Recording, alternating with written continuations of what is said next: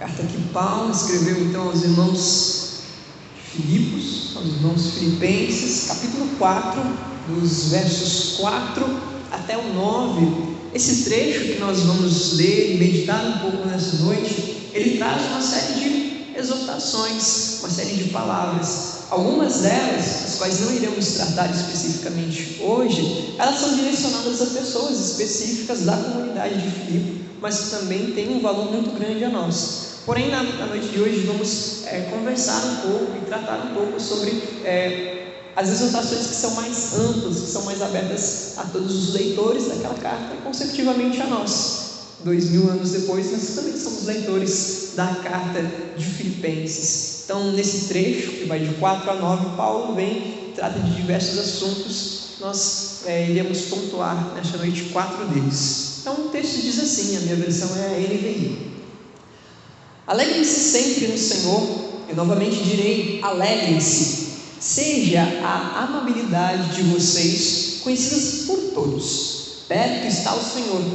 Não andem ansiosos por coisa alguma, mas em tudo, pela oração e súplicas e com ação de graças, apresentem seus pedidos a Deus.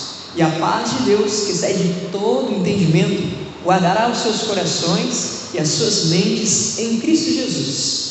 Finalmente, irmãos, tudo que for verdadeiro, tudo que for nobre, tudo que for correto, tudo que for puro, tudo que for amável, tudo que for de boa fama, se houver algo de excelente ou digno de louvor, pensem nessas coisas. Tudo que vocês aprenderam, receberam, ouviram e viram de mim, ponham-no em prática, e o Deus da paz estará com vocês. Então, neste pequeno trecho que vai de 4 até o verso 9, aqui Paulo encontrou algumas coisas, e dentre esses pontos nós vamos pensar nas exortações que são relativas à alegria, à amabilidade, à paz e também exortações relacionadas à vida cotidiana. Então, a primeira dessas exortações, propriamente dita no verso 4, é quanto à alegria. E Paulo inicia esse trecho dizendo: alegrem-se sempre no Senhor, novamente direi, alegrem-se. E algumas semanas atrás nós já ouvimos o pastor Robson falando um pouco sobre a alegria, e aprove Deus que também no último domingo o seminarista Lucas também falou um pouco sobre alguns tópicos da alegria, e como nós temos já o conhecimento, a alegria é tratada em Gálatas como um fruto do Espírito.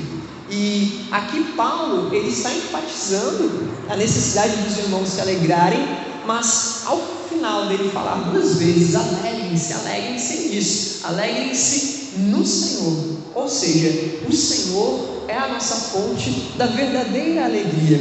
E essa alegria que Paulo roga aos irmãos, que Paulo pede que os irmãos tenham, não é uma alegria de alguma forma vinculada a acontecimentos relativamente positivos, mas é uma alegria verdadeira. E há também um texto de 1 Pedro, no capítulo 4, verso 13, diz assim: mas alegrem-se à medida que participam dos sofrimentos de Cristo, para que também, quando a sua glória for revelada, vocês exultem com grande alegria. Ou seja, nesse trecho de 1 Pedro, vem falar com os irmãos se alegrarem, mas não era alegrem-se porque vocês estão bem, ou alegrem-se porque vocês têm qualquer tipo de fartura, mas alegrem-se nos sofrimentos de Cristo. Então, podemos ver que essa alegria, que é um fruto do Espírito, uma alegria verdadeira, ela não está relacionada a necessariamente um sentimento bom, mas ela está relacionada a Cristo, e aquilo que Cristo pode nos proporcionar, aquilo que Cristo nos ensina. E Cristo, ele não sofreu durante sua vida por ter vivido uma vida em vão. Ele não sofreu porque ele pregava um certo tipo de mensagem que aquecia os corações, que era uma mensagem meio positiva em todos os aspectos. Mas Cristo, ele viveu e ele sofreu, e esse sofrimento de Cristo que Pedro fala, para nós nos alegrarmos em compartilharmos esse sofrimento, era um sofrimento que estava relacionado a que Cristo pregava a verdade e as pessoas ouviam aquela verdade e não aceitavam aquela verdade, ou porque Cristo expunha a corrupção do coração dos homens, ele expunha o legalismo, desprovido de qualquer tipo de relacionamento com a verdadeira fé, com o verdadeiro sentimento que Deus queria que os homens tivessem. Então, esse sofrimento que Cristo vivia, ele era um sofrimento relacionado àquilo que ele fazia, e Pedro vem e fala: alegre-se nesse sofrimento, em compartilhar desse sentimento. Ou seja, essa alegria que Pedro aqui vem e diz para nós compartilharmos com Cristo, ela está relacionada a um sofrimento ou a uma dificuldade. E nesse sentido, quando Paulo diz alegrem-se no Senhor, ele não está dizendo apenas alegrem-se no Senhor quando tudo estiver bem. Não, alegrem-se no Senhor até mesmo quando as coisas não estiverem bem. E um outro texto que vem e fala para nós também sobre essa alegria vinculada ao Senhor é o texto de 1 Tessalonicenses 5, 16 e 18, que diz assim: alegrem-se sempre, orem continuamente, deem graças em todas as circunstâncias, pois esta é a vontade de Deus para vocês em Cristo Jesus. Ou seja, em ambos os textos, quer de Tessalonicenses, quer de 1 Pedro ou quer de Filipenses, há ali uma alegria relacionada à nossa comunhão, ao nosso estado com Deus, por Cristo. E essa alegria, todos eles dizem que tem que ser uma alegria constante, que não leva em consideração muitas das vezes as circunstâncias, que não leva em consideração muitas das vezes aquilo que temos vivido, mas que leva em consideração a obra de Cristo, que leva em consideração os planos de Deus, e que leva em consideração também que mesmo em diversas situações o Espírito Santo tem sustentado aquelas pessoas, o Espírito Santo tem estado com aquelas pessoas, e por isso é que delas fluía alegria, que delas deveria fluir essa alegria que, como nós já vimos algumas vezes, é um dom do Espírito. Então, como nós já conversamos muitas das vezes sobre alegria, a gente pode pensar nesses dois, nesse sentido, de que a alegria ela tem que fluir de nós por intermédio do Espírito Santo, e que ela muitas das vezes não está ligada às circunstâncias positivas, mas que ela é sim uma alegria que muitas das vezes nos sustenta, uma alegria que muitas das vezes nos faz permanecermos firmes, permanecermos prosseguindo. E pensando nas próximas exortações que Paulo traz aos irmãos em Filipenses, nós temos aqui o trecho que fala sobre a amabilidade, que é o versículo de número 5, e diz assim: seja a amabilidade de vocês conhecida por todos, perto está o Senhor.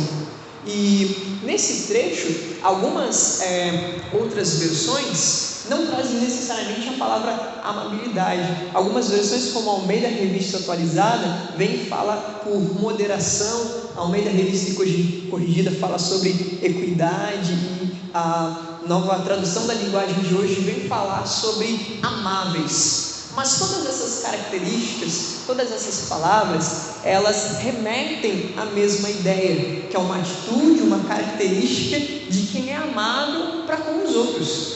E é isso que Paulo quer que os irmãos tenham em mente, a necessidade de ser amável com os outros. Mas ele finaliza ali, às vezes quando você faz uma leitura rápida, você pensa que até não é possível fazer muita ligação entre as duas últimas palavras deste verso, né? E Paulo vem e finaliza ali: pois perto está o Senhor.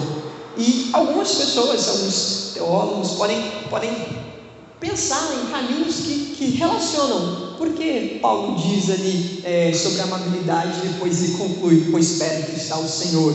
E um desses caminhos que a gente pode pensar, para a gente conseguir fazer um paralelo com ele, a gente pode pensar, por exemplo, em Mateus capítulo 6, que vem falar da oração do Pai Nosso. E a oração do Pai Nosso, ela segue do verso 9 até o verso 13, como nós bem conhecemos, né? Diz assim: Pai nosso que estás nos céus, santificado seja o teu nome, venha o teu reino, seja feita a tua vontade, assim na terra como nos céus. Dá-nos hoje o nosso pão de cada dia. Perdoa as nossas dívidas, assim como perdoamos os nossos devedores. E não nos deixeis cair em tentação, mas livra-nos do mal, porque teu é o reino, o poder e a glória para sempre. Amém. Então, esse primeiro paralelo que nós podemos pensar em um primeiro porquê tem ao final desse verso 5, perto está o Senhor. Esse primeiro paralelo, ele se relaciona também de alguma forma com o verso 12 da oração do Pai Nosso, que vem e diz: perdoa as nossas dívidas, assim como perdoamos aos nossos devedores. Ali, nesse verso, mas também assim como em Filipenses, nós podemos pensar que a ideia que é trazida ali é que, já que nós recebemos tamanho amor por nós, tamanho perdão por nós, tamanha fonte disso tudo, é algo que nós também devemos aplicar e viver em nosso cotidiano, viver essa amabilidade, viver este perdão. É alguma coisa que nós não podemos olhar e pensar: poxa, mas eu não tenho nenhum exemplo de amabilidade para mim. Não, veja como o Senhor está perto, veja como o amor dele é perto para com os seus filhos. Poxa, é um exemplo que você não consegue nem mensurar, nem medir, mas aqui está o amor de Deus, aqui está esse sentimento, aqui está esse amor tão próximo. Então não tem como você dizer: não, mas eu não conheço nenhuma fonte de perdão verdadeira, nenhuma fonte de amabilidade. Perto está o Senhor, o nosso maior exemplo está próximo. É um Deus que está próximo de nós, não é um Deus distante, é um Deus que diariamente vem e mostra como Ele é amável para conosco, nos concedendo bens, nos concedendo vida, nos concedendo família, nos concedendo até mesmo superar situações difíceis. E em tudo isso, pensando nessa primeira vertente, por que Paulo diz perto está o Senhor? Ele diz perto está o Senhor porque é o seu melhor e maior e único exemplo puro de amabilidade está perto. Então sejam também amáveis com aqueles que estão com vocês. E um outro caminho que a gente pode pensar também sobre por que Paulo apresenta ali perto está o Senhor, depois de falar sobre a necessidade, a importância dessa amabilidade, a gente pode fazer um paralelo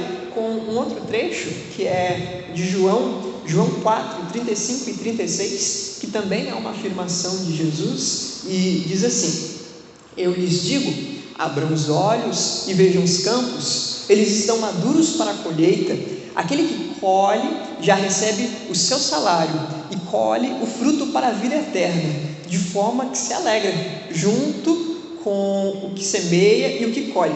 Então, se a gente for pensar nessa afirmação de Paulo ali no verso 5, perto está o Senhor, e nessa afirmação de Jesus em João, quando ele fala, vejam os campos, eles estão prontos para a colheita, há necessidade de quem trabalhe neles, e até mesmo uma outra afirmação de Paulo em Romanos, diz assim: façam isso compreendendo o tempo em que vivemos. Chegou a hora de vocês despertarem do sono, porque agora a nossa salvação está mais próximo do que quando cremos. A noite está quase acabando, o dia logo vem. Portanto, deixemos de lado as obras das trevas e vistamos-nos da armadura da luz. Tanto Jesus quanto Paulo, nesses diferentes trechos, eles remetem ou eles elucidam a importância de nós entendermos que, embora nós estejamos aqui vivendo dia após dia e vivendo aqui hoje em dia 21 de julho de 2021, o tempo está se acabando, o tempo está se findando. Ou seja, a partir do momento em que Cristo veio à Terra, que Ele passou por todo o período dele aqui na terra, em que ele morreu sacrificialmente, mas que ele ressuscitou, a partir daquele momento em que ele ressuscitou, que ele foi aos céus e disse: eu vou preparar um lugar para vocês, a partir desse momento a gente já pode considerar que a qualquer momento o Senhor pode vir. Então perto está o Senhor. Ou seja, se há uma urgência, se há uma proximidade, se há uma necessidade desse entendimento de que é necessário eu mostrar esse amor que veio até nós, de eu mostrar essa obra de Cristo, porque perto está o Senhor. Então Paulo diz: não tem vocês esperarem muito, vocês têm que buscar essa amabilidade, vocês têm que buscar isso, porque perto está o Senhor. Ou seja, tão logo Ele pode vir, que nós não sabemos quando, nós não sabemos exatamente o momento. Então, antes de você pensar, não, daqui a pouco eu vou aplicar um pouco mais isso, daqui a pouco eu vou amar mais o meu irmão, vou amar mais o meu inimigo ou algo do gênero. Não, Paulo já vem e já fala: irmãos, é necessário que isso seja um sentimento de agora, é necessário que vocês façam isso agora, porque perto está o Senhor. Ou seja, não tem como vocês esperarem muito, porque perto está o Senhor. Então, esses dois caminhos que nós podemos pensar, ambos os dois, eles vêm e remetem a esse primeiro assunto que Paulo fala, sobre a amabilidade, sobre os irmãos, aqui como diz o verso 5, seja a amabilidade de vocês conhecida por todos. Então, conhecida no sentido de que eu tenho um exemplo tão grande que é o Senhor, e eu tenho que viver essa amabilidade em minha vida. E um outro caminho eu tenho uma necessidade tão grande de falar desse amor, que as pessoas têm que conhecer Ele, porque perto está o Senhor. Então logo Ele voltará, então logo estaremos junto a Ele. Tem um autor que ele diz assim: a proximidade de Deus que motiva tal virtude, a amabilidade, pode significar que o Senhor, Deus, está perto dos crentes em todos os momentos de sua vida, e também está próximo à sua vinda. Ambas as ideias nós podemos considerar ali a partir do momento em que Paulo termina esse verso 5 e fala: pois perto está o Senhor.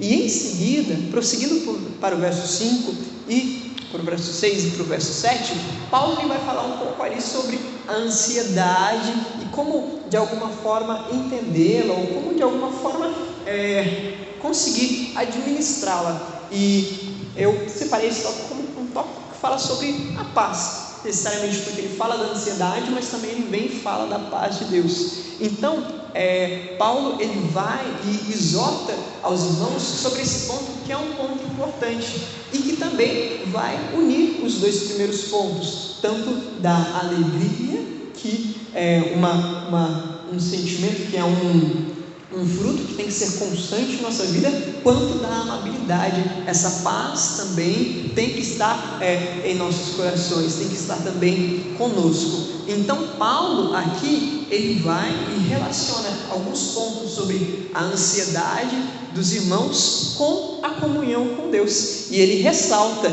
que a paz em nossas mentes, em nossos corações, ela vai fluir de Deus para nós. Tem um autor que ele é um pastor e professor brasileiro, ele diz assim, Hernandes Dias Lopes: a ansiedade planta em nosso coração a incredulidade e leva a duvidar do poder de Deus, bem como de seu amor. Não viva ansioso, lance sua ansiedade aos pés do Senhor, pois Ele é suficientemente bom e poderoso para cuidar de você. Tem até uma outra frase que é um pouco mais profunda, um pouco mais reflexiva. Essa eu não encontrei exatamente a referência dela, mas ela diz mais ou menos assim: que todas as vezes que nós ficamos muito ansiosos, que a ansiedade que vem, que nos congela, uma ansiedade que nos faz perder até mesmo a noção daquilo que realmente está acontecendo e de uma coisa que pode vir a acontecer, mas que nem sequer ainda aconteceu. Esse outro autor fala assim, que essa ansiedade é uma expressão, muitas das vezes, do nosso coração. Então não é uma expressão que nós falamos diretamente, mas é uma expressão dos nossos corações, que está dizendo que nós consideramos que Deus ele não é soberano, que Ele não cuida, que Ele não tem o cuidado que Ele deveria ter. Todas as vezes, então, que a nossa ansiedade vem e extrapola muitas das vezes a razão, é uma forma de nós interiormente dizermos: poxa, mas eu acho que Deus não vai dar controle disso tudo não, eu vou ter que dar um jeito aqui, porque senão vai dar ruim isso. Então, ambos esses autores, e até mesmo Paulo, eles vêm falar sobre a ansiedade, mas o maravilhoso do Evangelho é que sempre vai relacionar com uma saída, com uma alternativa.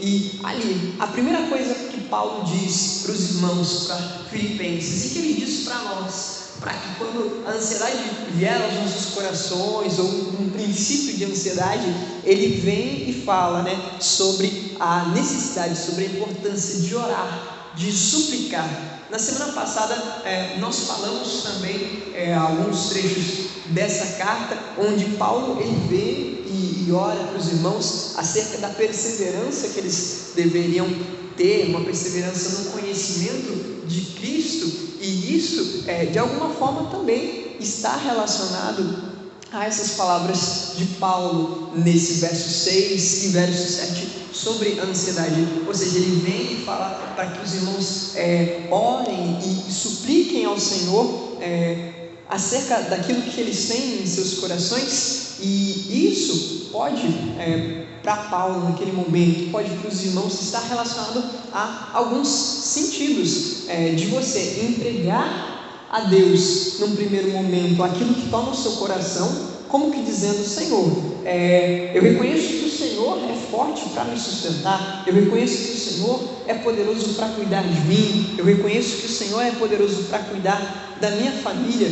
Mas também essa oração, essa súplica, nesse momento de ansiedade, pode ser uma oração no sentido de: Senhor, mesmo às vezes sabendo de tudo que o Senhor é, mesmo às vezes sabendo do seu poder, muitas das vezes eu falho em confiar em Ti, e muitas das vezes eu busco responder as coisas com minhas próprias mãos, ou tentar dar o meu próprio jeito. Então, quando Paulo diz aos irmãos que eles deveriam orar e suplicar, a gente pode pensar nesse sentido de que entregar nas mãos de Deus e confiar nele, mas no sentido também de: Senhor, eu estou em grande dificuldade de confiar no Senhor, em grande dificuldade de apenas descansar em Ti, então me ajude a resolver isso, me ajude a entender isso. E em seguida, aqui no verso 6, ele fala, para que os irmãos façam suas orações e súplicas com ações de graça, apresentando os seus pedidos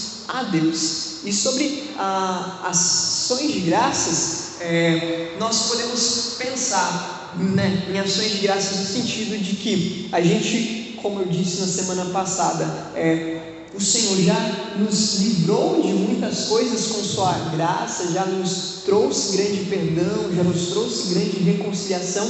Então, agradecer em um momento de ansiedade, que pode parecer um pouco estranho: poxa, eu estou num momento de ansiedade, por que eu vou agradecer se eu estou num momento difícil? Mas pode ser uma gratidão no sentido de que eu olho para trás e vejo tudo que já passei, e vejo que o Senhor em tudo sustentou, em tudo o Senhor me trouxe uma resposta, em tudo o Senhor me guardou. Mas também, como eu comentei na semana passada, essa gratidão que Paulo fala para que os irmãos tenham, essas ações de graças, pode ser também no sentido de que eu olho para o presente e eu não vejo uma saída, eu não vejo uma solução, eu não vejo um outro caminho, mas eu sei que independente disso, independente dessas circunstâncias, o meu Deus ele é maior do que tudo isso, e não que necessariamente vai ter uma solução para esse problema, mas que aquilo que Ele me assegurou com a sua graça, aquilo que Ele me assegurou por intermédio de Cristo Jesus é maior, e nada, absolutamente nada do que vivemos, nada do que passamos, nada do que sofremos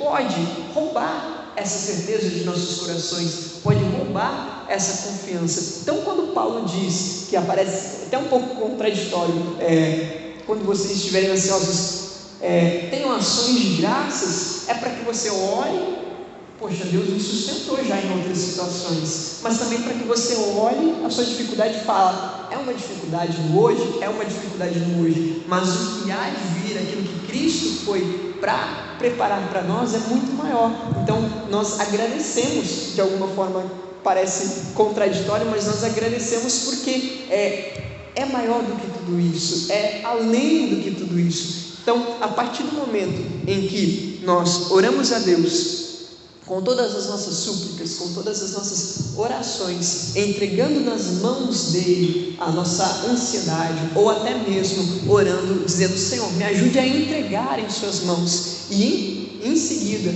nós podemos refletir em cima do Evangelho e ver aquilo que Cristo nos assegura é muito maior, A graça de Deus é muito maior. E também olhamos para a graça de Deus que já nos sustentou em todas as circunstâncias. Aí sim é que nós podemos, de alguma forma, ser sustentados e conseguir ser repletos dessa paz que Paulo vem finalizando ali o verso 6, verso 7, dizendo, e a paz de Deus, que excede todo entendimento, guardará os seus corações e as suas mentes em Cristo Jesus. Ou seja, mesmo que seja uma grande tribulação, mesmo que seja uma grande aflição, essa paz vai estar sobre nós, essa paz estará em nossos corações, seguindo de alguma forma a essas indicações que Paulo traz ali nesse período de exortação, de orar e entregar com pedidos, com súplicas, mas também de ser grato pela graça de Deus a nós concedida.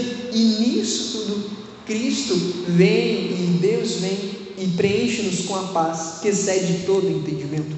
E finalizando esse trecho que nós lemos, dos versos 8 ao verso 9, Paulo ele faz uma série de abordagens, ele fala uma série de coisas ali. Ele vem e diz assim: finalmente, irmãos, tudo que for verdadeiro, tudo que for nobre, tudo que for correto, tudo que for puro, tudo que for amável, tudo que for de boa fama, se houver algo de excelente, algo de digno de louvor, pensem nessas coisas. Tudo que vocês aprenderam, receberam, ouviram e viram de mim, ponham-no em prática, e a paz de Deus estará com vocês. Ali então Paulo vem e apresenta 8 situações, ou 8 características, 8 palavras que ele pede que os irmãos se apeguem a essas palavras. E obviamente isso não descaracteriza ou não tira as outras que Paulo já disse também em toda a carta, mas também nesses trechos que nós lemos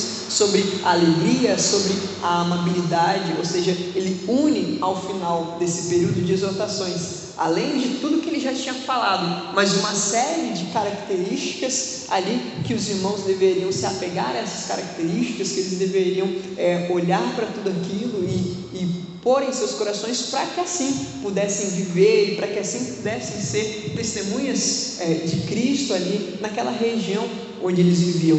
E para nós, eu acho que às vezes pode até parecer um pouco repetitivo, se a gente quiser pensar nesses versos que Paulo diz ali e tentar nos debruçar muitas das vezes em cima dele, porque Paulo é bem direto.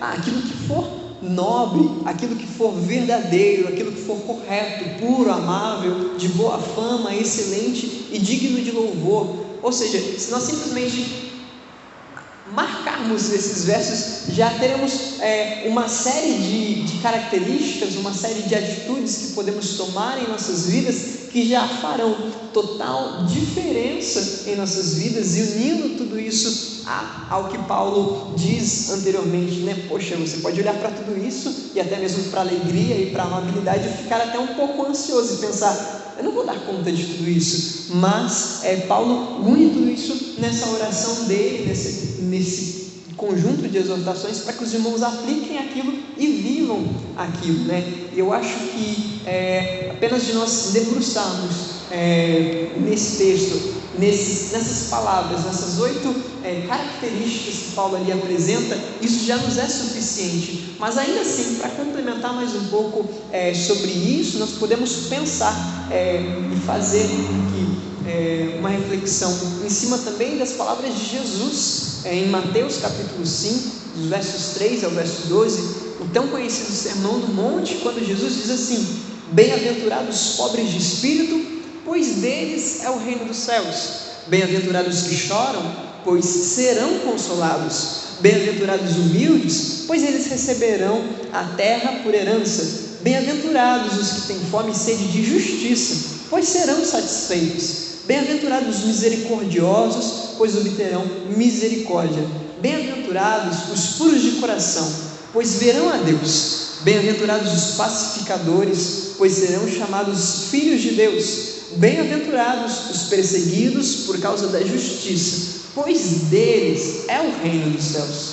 Bem-aventurados serão vocês quando por minha causa os insultarem, perseguirem e levantarem todo tipo de calúnia contra vocês. Alegrem-se e regozijem-se, porque grande é a recompensa de vocês nos céus, pois da mesma forma perseguiram os profetas que viveram antes de vocês. Ou seja, essas palavras de Jesus, bem anteriores aos acontecimentos da vida dos irmãos filipenses, já dão uma prévia do que realmente veio acontecer com os irmãos, mas que também Paulo vem e traz com palavras diferentes, mas com o mesmo sentido. Alegrem-se e regozijem-se nos sofrimentos de Cristo.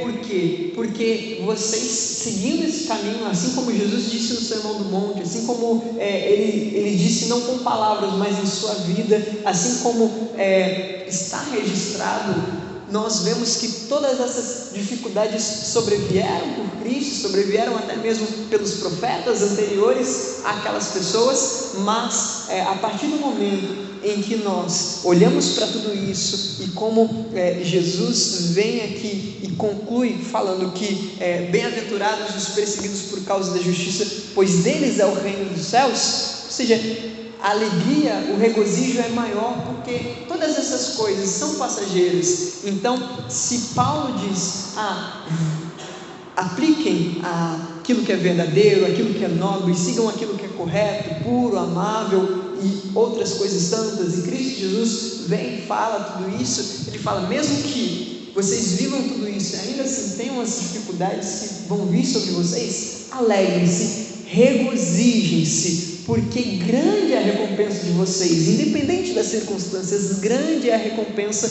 de vocês. Então, apenas essas palavras de Jesus e ali, de alguma forma também de Paulo, nós podemos nos apegar a elas, podemos grifar, marcar elas para termos em nossa vida, para termos em nosso cotidiano, para termos em nosso andar diário, de que essas são coisas que vamos buscar a vida toda, essa retidão, essa bem-aventurança, essa misericórdia, essas características, e que mesmo que a gente tenha muita dificuldade para aplicar elas em nossas vidas, o Senhor é quem nos sustenta, e mesmo que vivendo a tudo isso ainda sejamos perseguidos fisicamente ou até socialmente, de alguma forma, aquilo que nos é assegurado é maior. Então isso alegra os nossos corações, isso enche nossos corações de paz. E assim Paulo vai e conclui aquele trecho dizendo: pensem nessas coisas, tudo o que vocês aprenderam, receberam, ouviram e viram, ponham em prática, e a paz de Deus estará com vocês. E esse é o Evangelho, ele é claro, ele é direto, não há o que nós acrescentarmos aqui e nem mesmo o que nós simplificarmos. Então, de alguma forma, enquanto houver fôlego de ar em nossos pulmões, enquanto houver sangue fluindo em nossas veias, enquanto nós aguardamos a vinda do Senhor, que nós de alguma forma não deixemos de meditar nessas palavras de Cristo, nessas palavras de Paulo, que nós não deixemos de rogar a Deus para nos sustentar em tudo isso, para nos abençoar em tudo isso, pois é disso que vale a vida. Ela não vale de bens, ela não vale de saúde, ela não vale de algum tipo de sabedoria, de conhecimento ou nada. A vida vale disso, como está escrito em 1 Pedro, de compartilhar desse sofrimento de Cristo, esse sofrimento que não é um sofrimento vão, mas é um sofrimento porque o mundo não entende e não consegue conceber a vida cristã, aquilo que Deus tem para nós, aquilo que está nos assegurado, e por isso iremos sofrer, sim, iremos sofrer, porque Cristo sofreu e Ele é nosso maior exemplo. Mas além de tudo isso, Cristo Jesus é a nossa segurança, aquilo que Ele reserva para nós, não há como mudar, não há como trocar, é algo que nos é assegurado, E ponto, basicamente. Então que essas palavras de Paulo, que essas palavras de Cristo Jesus, essas palavras de fortalecimento, de perseverança, de manutenção desse conhecimento de quem Cristo é, daquilo que Ele fez, daquilo que Ele nos assegurou, que isso esteja diariamente em nossos corações, que isso esteja diariamente em nossas vidas, para que assim possamos, como Paulo diz, pôr elas em prática, e que nós oremos para que Deus, o Deus da paz, esteja sobre nós, nos trazendo paz e nos sustentando em todas essas circunstâncias, em tudo aquilo que nós vivemos.